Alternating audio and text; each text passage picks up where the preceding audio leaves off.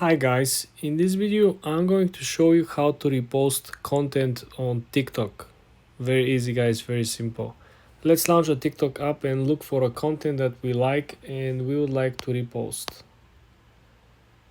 So let's say for example we want to repost this video with Donald Trump. How are we going to go about it? You see there is a small arrow under the comment section. You want to click on the arrow, right? And then you have 1, 2, 3 different menus, right?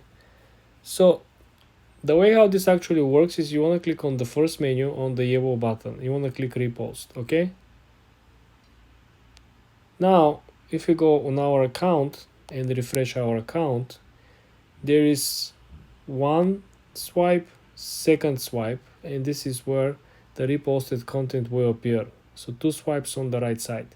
Now, if you want to unrepost this one, you have to click on it again, click on the arrow again, and then click the yellow button again, and this will remove the repost.